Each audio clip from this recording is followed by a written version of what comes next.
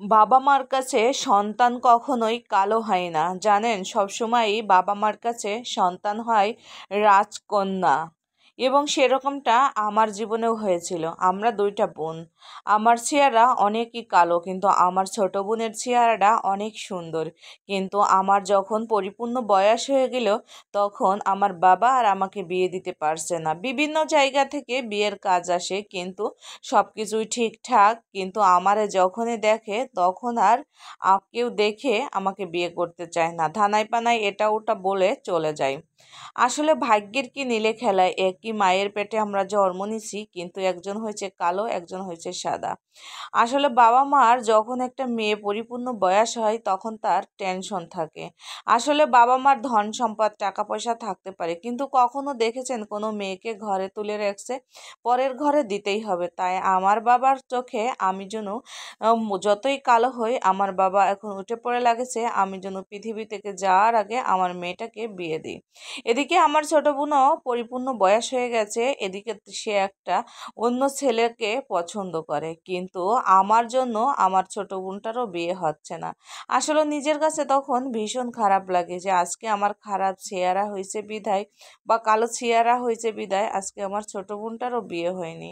কিন্তু এমন এমন কথায় কথায় আমার ছোট বোন বলেও ফেলায় যে তোর জন্য আমার জীবনটাও থেমে রয়েছে, আমার ভালোবাসার মানুষটাকে হাতছাড়া করতেছি। এমনকি আমার ছোট বোন একটা সম্পর্ক করলো, কিন্তু আমার ছোট বোন বলল যে হ্যাঁ, আমার বড় বোনটার বিয়ে হয়ে গেলে আমি তোমাকে বিয়ে করব। সেই ছেলেটা আমার বোনের কথা না রেখে অন্য আর একটা মেয়েকে বিয়ে করলো। এই নিয়ে অনেক কিছু আমাদের বাড়িতে তোড়বার হয়েছিল।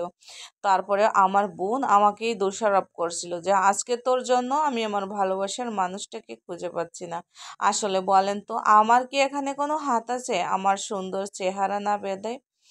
যাই হোক, আমার না এগুলো শুনে খুবই খারাপ লাগলো। একদিনকে আমার বাবা বয়স হয়ে গেছে, অনেকটাই অসুস্থ হয়ে গেছে, এখন বড় রোগ হয়ে গেছে। চিকিৎসা করতে অনেকগুলো টাকা লাগবে, কিন্তু আমার বাবা চিকিৎসা করতেছে না। তিনি বলতেছেন যে আমি যেন বেঁচে থাকতে আমি দেখে যেতে পারি আমার মেয়েটা সুখে শান্তিতে জীবনযাপন বা বিয়ে শাদী সংসার করতেছে, কিন্তু সেটা আর হলো কোথায়। যাই হোক, একদিনকে হঠাৎ করে আমাদের 2টা গ্রাম পর্যায়ে একটা ছেলে আমাদের বাড়িতে এসে বলে যে আমি আপনার মেয়েকে বিয়ে করব। আমার বাবা কোনো কিছু না শুনে মিলেই ছেলেটার সঙ্গে বিয়ে দিতে রাজি হয়ে গেল।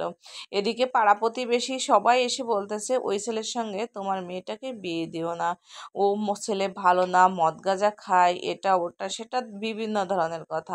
কিন্তু আমার বাবা এটা কখনোই মানলো না।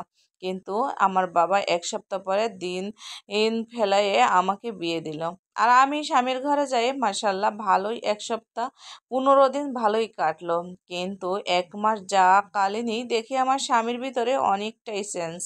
সে রাত করে বাড়ি ফিরে আমার সঙ্গে দুর্ব্যবহার করে, এমনকি কথায় কথায় গায়েও হাত তুলতে যায়। আমি একদিনকে আমার স্বামীকে বললাম যে এইভাবে করলে তো আমার সঙ্গে হবে না, আমি তোমার বিবাহিত স্ত্রী, তবে এখন তুমি কেন রাত জেগে রাত শেষে বাড়িতে ফেরো, আমার মুখে আমাকে কথায় কথায় তর্ক করো, হয় নাই কথা কতে গায়ে হাত তোলো, কি ব্যাপার? আমার হাজবেন্ড বলে উঠলো আমি তোমাকে বিয়ে করিনি, আমি বিয়ে করেছি তোমার বাবা মার ধন সম্পদ টাকা দিয়ে। আমি বলি না তো, আমার বাবা তো কখনোই তোমার সঙ্গে বিয়ে দেওয়ার জন্য রাজি ছিল না। আমার স্বামী বলে উঠলো যে তুমি হয়তো বা কিছুই জানো না, তোমার বাবা আমাকে 5 লক্ষ টাকা দিয়ে তোমাকে বিয়ে দিছে, আর সেই টাকাগুলো এখন প্রায় শেষের পথে, আমার ভালোবাসারও দাম নেই।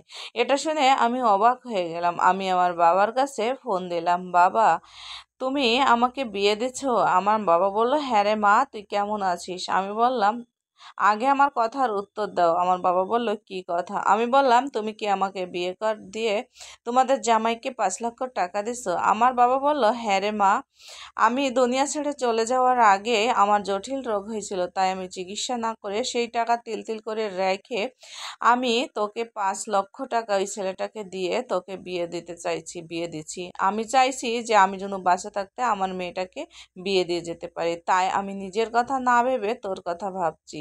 তবে তুই কি এখন ভালো আছিস রে মা? আমি বললাম না বাবা, তুমি যে 5 লক্ষ টাকা দিয়ে আমাকে যে মানুষটার হাতে তুলে দিচ্ছ, আমি একদমই ভালো নেই।